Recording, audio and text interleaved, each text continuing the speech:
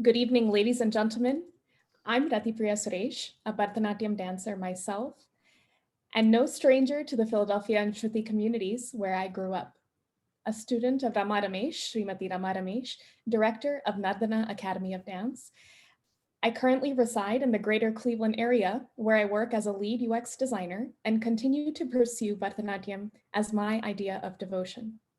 One of the ways I got to reinvent myself in 2020 is by helping kickstart a nonprofit organization, Care Spaces, conscientious artists rallying for ethical spaces in the Indian arts. We have already begun making our community a better place for every stakeholder involved. I thank Shruti's board of directors, namely President, President-elect, and Director of Publications and Outreach, Sundar Uncle, Revati Auntie, and my mom, Lata Suresh, respectively, for a wonderfully curated experience and the opportunity to guide this evening's Q&A session with Sophia Salingaros. Hi, Sophia. Thank you for treating us to a wonderful Madhgam presentation. I was drawn to the grace in your gait the entire program.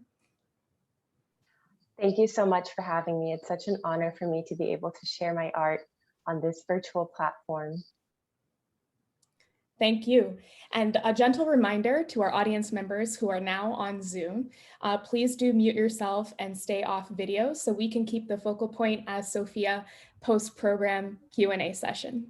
Thank you so much. Ananda Madhgam. It was a lovely way to preface your artist intent at the beginning of the program. Take us through your mental model in planning today's program specifically for Shruti, choreography, song selection, etc. Your artist intention. Yeah, so I approached this performance with rather a simple, high-level objective. And just for me, dance has become sort of this area where I go to, where I want to be with myself and find joy during this past year and a half that have been so tumultuous and full of sadness for so many.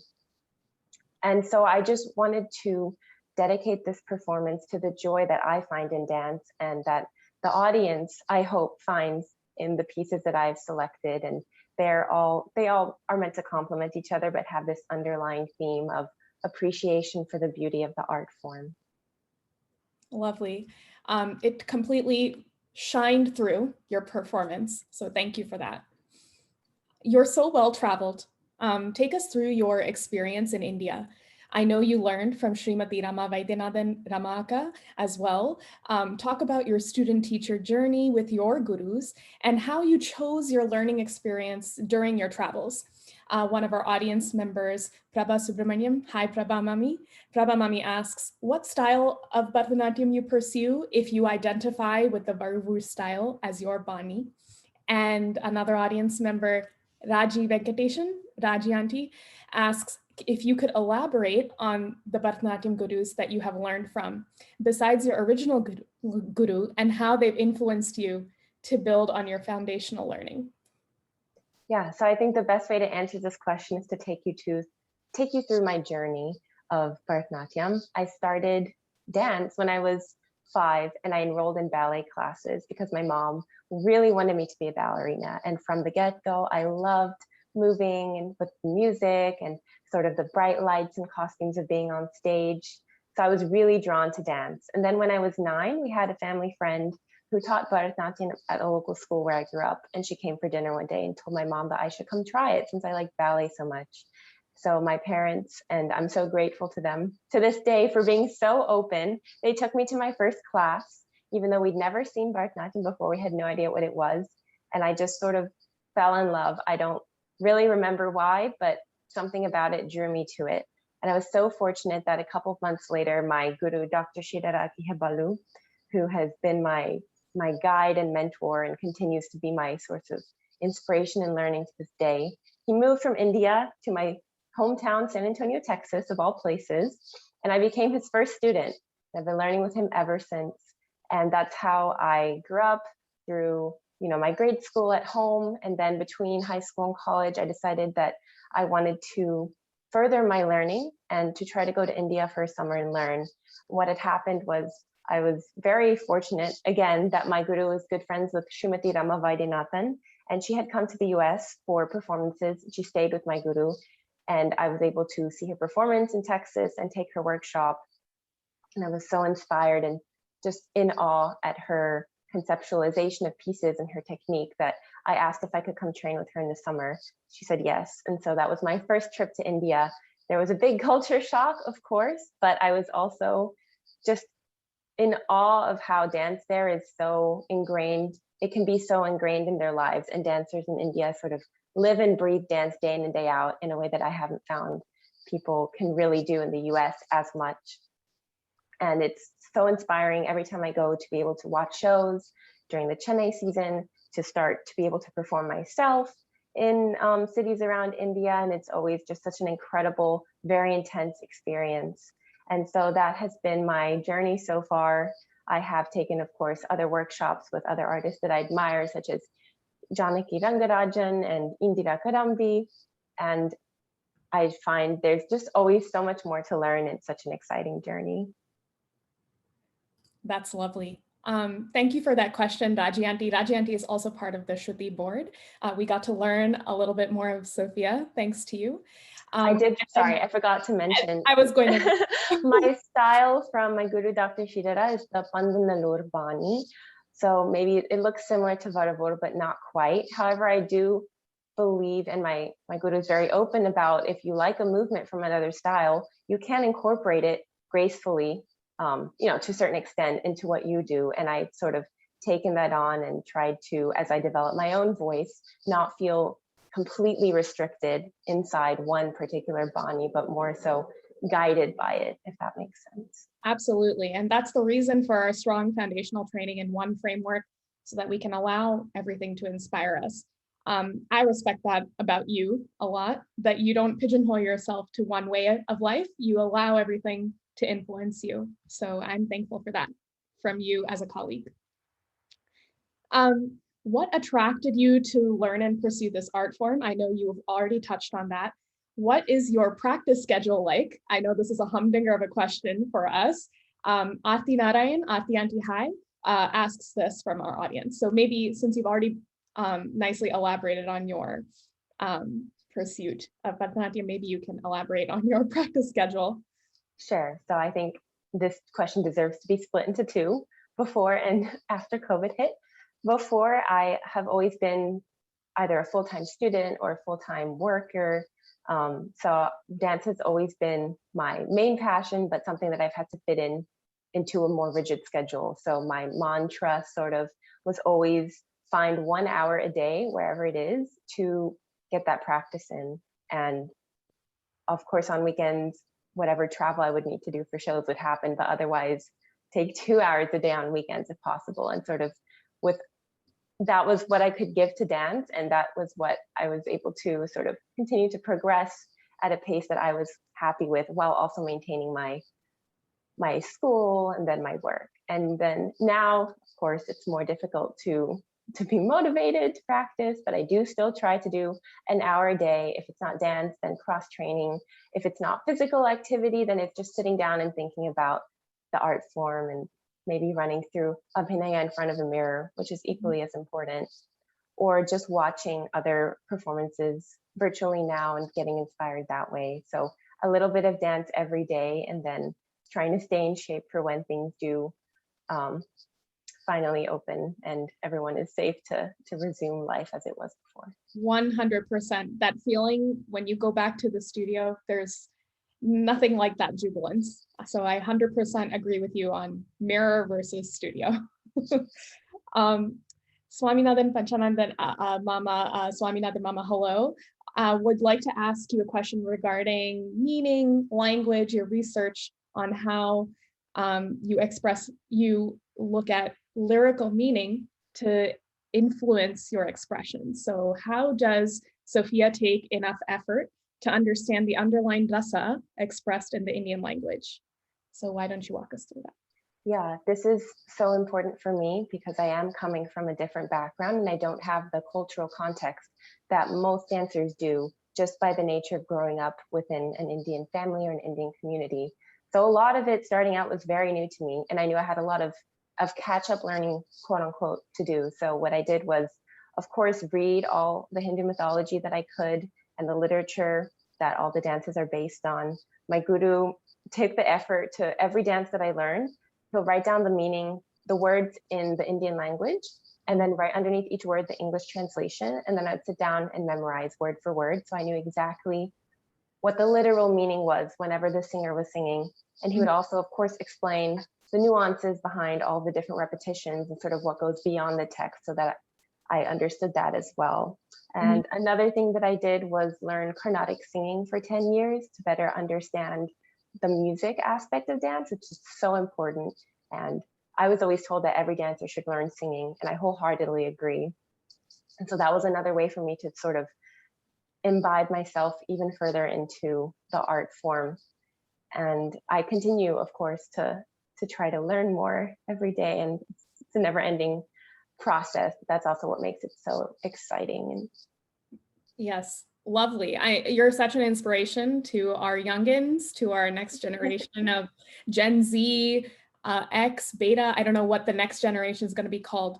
But Swami Nadamama, I hope she answered your question. He also exclaims in our chat now that he has 5 granddaughters, ages 2 through 6. One of them is 6 years old and learning ballet as well. And they were all born in the USA. So he hopes at least one, if not all of them, will learn Bharatanatyam. And he'd like to ask you what your message is to those little girls growing up in the US to pursue Bharatanatyam.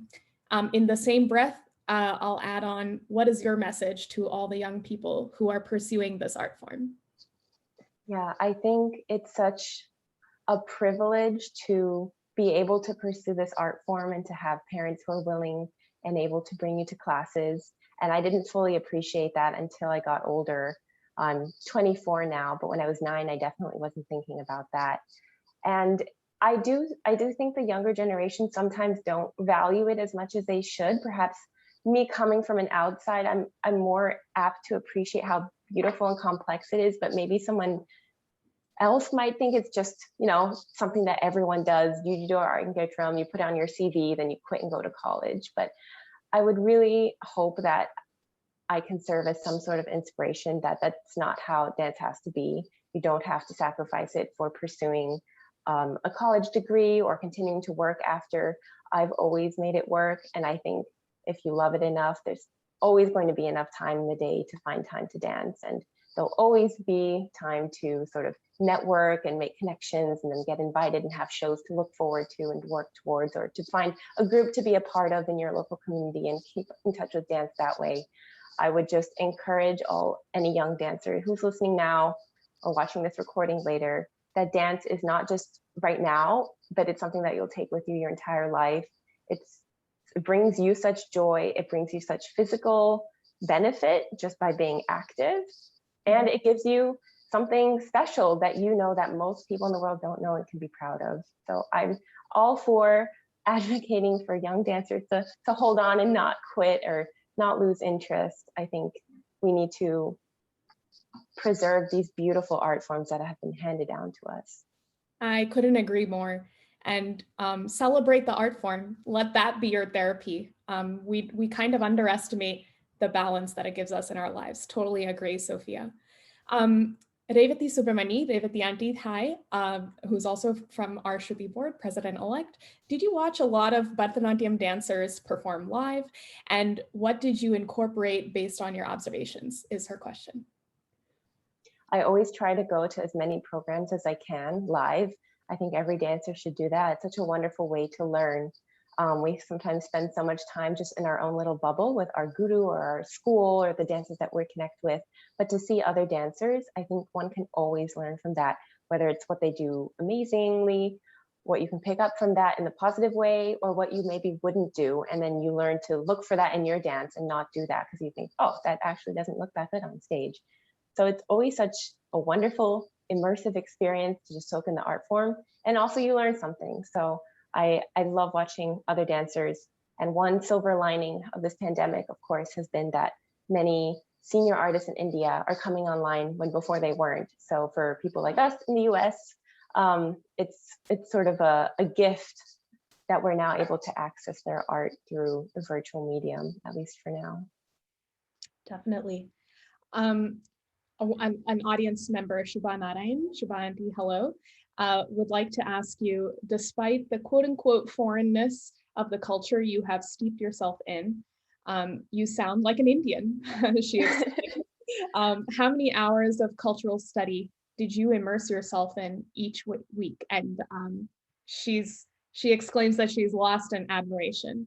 To this question, I'll also tack on, what actually inspires you outside of the medium of dance?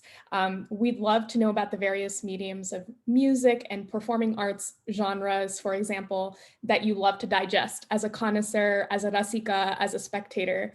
How many of those mediums do you allow your practice to be influenced by in the art form?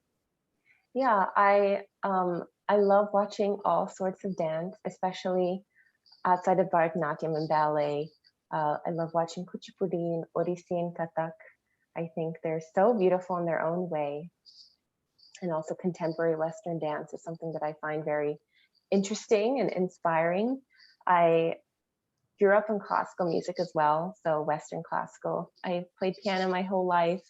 And I think all art forms sort of complement each other in a way. They make you think about what you're feeling and why you're feeling it. And you can always bring that into whatever art form you have chosen.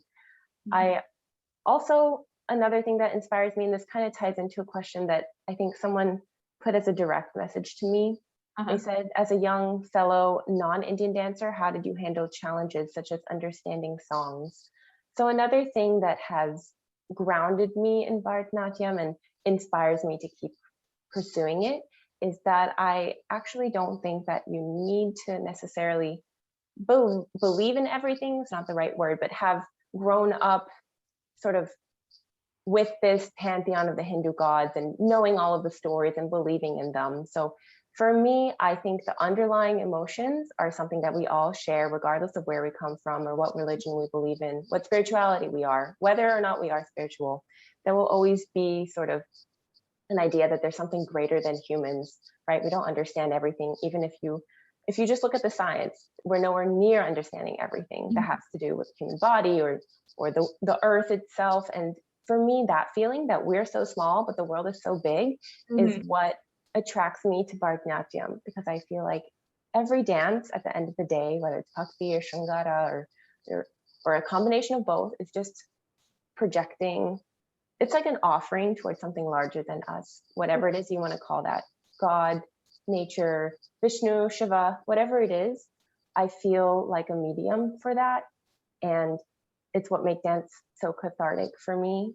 And I think that's also what the audience appreciates. No matter what they believe in either, they receive that sort of message in their own way. And it just brings joy. It's hard to explain in words, but yes, that's what keeps me going.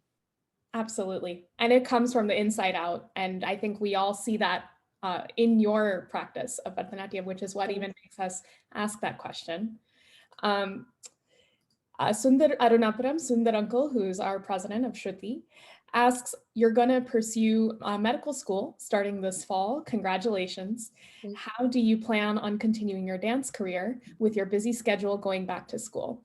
I'll tack on, if I can wrap that up, I'll tack on, where do you see yourself in your future as a Bharatanatyam performing artist? Yeah, so it's a really good question. It's one that I've grappled with every day of my life, whether or not to actually pursue a career in medicine, a career in the arts, what should I do? And my intent in going in is the same as I managed school and dance when I was in college and work and dance during my job right now. And that is, I truly believe that if you love something enough, you'll find the time for it. There are many doctor dancers who actively practice and perform. My guru is one of them. Dr. Sreedhara Akkihebbalu was a practicing dancer in India while being one of Bangalore's most wanted male dancers at his time, many years ago, but still, and today there are many examples. So drawing inspiration from them, I do think it'll be possible. It'll definitely be challenging, but where there's a will, there's a way, and I'm determined to continue practicing and performing and learning and sharing this art form with the world, no matter where my career takes me. Our audience will be elated to know that you have that grit. I think that's what keeps our generation going. We've got the grit. Rajika Puri, I believe this is Rajika Akka from our audience, asks a more program-specific question. Whom did you learn Danike from? So either the choreographer or your guru whom you learned it from. Yes. Hi, Rajikaka. Thank you so much for watching. I did learn that from my guru, Dr. Sreedhara, and it's his conceptualization, interpretation. I've sort of taken it, and he's allowed me to do the jatis myself and add little bits here and there, but I have to credit him for the choreography. Wonderful. Tyagarajan Suresh from the audience, that also happens to be my dad, asks, how did you stay focused despite all of the distractions, mostly online these days? So what keeps you focused? That's a good question. Even during not pandemic times, there's always that social life. Just to name one thing during college that was always there, sort of calling your name. And my friends would be like, why can't you come to this party or dinner? Like, oh no, I have to practice. Oh, I'll be out of town again to perform. And they're like, why? You're wasting your youth. But again, I think that comes down to time management and prioritization. There's not time for everything. And I personally really, really love dance. It's just as simple as that. And I would rather practice and have my show than go hang out with friends, which sounds very sad, but yeah. I do. There's a give and take everywhere. You just have to choose what you want to to focus on. You have to prioritize all the many aspects in all of our lives and then sort of act accordingly. Wonderful. Before I go to sort of a little more introspective question, I'd love to kind of give a breather here for some fun facts. So since we have an audience on Zoom, very intimate audience for our Q&A, I'm going to tell us 2 truths and a lie. Maybe take a gander in the chat to say which is true, which is false. What do you speculate? So here are the 3 facts, or maybe not. You tell us. Sophia has choreographed the Nutcracker in Bharatanatyam style before. She recently got engaged, and she has performed for Modi before. So take a gander in the chat. If you're watching this live from our Zoom, you have a slight advantage on what could be true or false. But this is also for our audience who's watching this later. So take a quick gander. I'll give a 30-second pause and we'll go from there. So the 3 facts are: Sophia has choreographed the Nutcracker in Bharatanatyam style. We are aware that Sophia is recently engaged, and Sophia has gotten to perform in front of Modi. So which of these 3? I see some good guesses. So it is true, or at least Birdie's told me that Sophia has performed in front of Modi. And it is also true, congratulations, Sophia, that she is recently engaged. Follow her on Instagram at Sophia Salingaros to find out more. And I think it is false. You keep me honest, Sophia. I think it's false that you haven't choreographed the Nutcracker in Bharatanatyam style. I think absolutely false. Maybe one day. That's a beast to tackle for sure. Yes. I think that may prohibit you from being on some sort of future Hall of Fame later in Cali. Okay, so that was a little interlude to keep it honest, keep it quippy. Now I'd love to ask you a little bit more of an introspective question. As a Bharatanatyam dancer myself, I empathize with the preparation it takes to cater a program specifically for an audience type, as you did today so beautifully. For our fellow peers in the space, our colleagues, and those who are aspiring to become performing artists, what are the ways that you like to address and handle feedback or critique? Yeah, I think that's feedback and critique is such an important part of any artist's journey, not just in dance. At any stage of the journey, there will always be things to improve on, always things to work on, always things you can be better on. It's part of what makes dance so intoxicating and addictive, because you can always go to the studio and do something new. and you're never happy with yourself. Like when I was watching my own video, certainly not happy with it yet. I think it's really important to, first of all, find people who are going to give you honest critique, but also with the intent of making you better rather than bringing you down. And secondly, it's very important that you internalize it as something that's going to make you better and something that you will need to work on, rather than a fault that you have that you can't account for, or some sort of negative association that comes with the critique, which is, myself included, everyone's first sort of gut reaction is, oh, there's something wrong with me and my dance, and why do I even try? It can be easy to get demotivated, but that's really not, that shouldn't be the intent, and it shouldn't be the outcome. It's really one of the only ways to grow is critique, whether it's from yourself, from your gurus, from your peers, from the audience, from your parents who know nothing about dance. They say one thing like, oh, this looks really weird, and you think, oh, they're right, but no one wants to hear it. So but they'll still watch it to get to that point. So that's what we have to consider as a blessing to us. Yes. I think I'll wrap it up with this question. Please feel free to engage in the chat if there's anything else I shouldn't miss asking during our time together today. But wrapping it up, I wanted to know, how do you internalize the characters you portray? Was there a particular, I don't know, Vadnam Sanchari or elaborate storytelling narrative portion that you identify with the most from your program today, and why? But really, I'm asking, how do you internalize the character, the narrator that you're playing?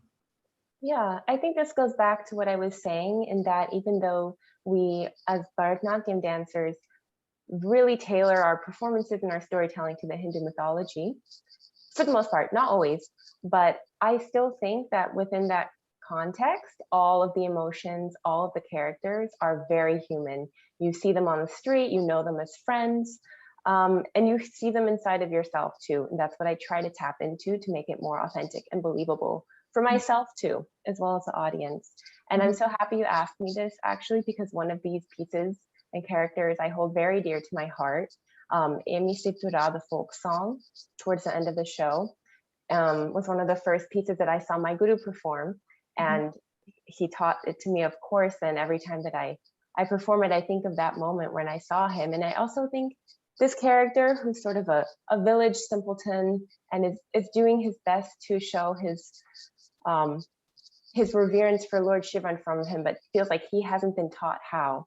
It's a little bit how I feel or had felt in my dance journey, where I just adore this form and I really want to share it authentically and perform it. But I was always sort of hindered by a thought in the back of my head, like, oh, I don't know if I'm making a mistake, or I might accidentally offend someone with some wrong hand that I use, or like walk wrong, tie my sari wrong somehow, because I haven't been taught from day one. And so I feel like, as this character at the end realizes that the purest thing he can offer is his heart, that's how I've approached my dancing too.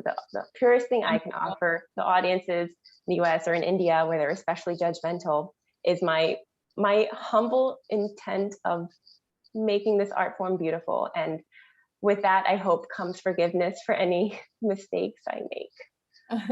Wonderful. Yeah. I'm so glad you touched on that, because I know in your intro, you asked the audience to introspect and answer that question for themselves, like what else he actually finds. So that's so beautiful. And I think really ties into your Ananda Margam theme so well. Thank you for providing us with this positivity in this 1 hour. I'm just going to read out some compliments that came your way. It was a lovely program. I thoroughly enjoyed it.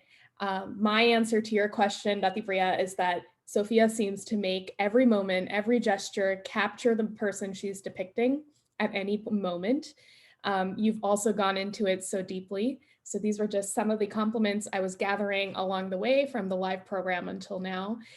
Thank you, each and every one of you, for supporting artists like us in our live program. And thank you to Sruti.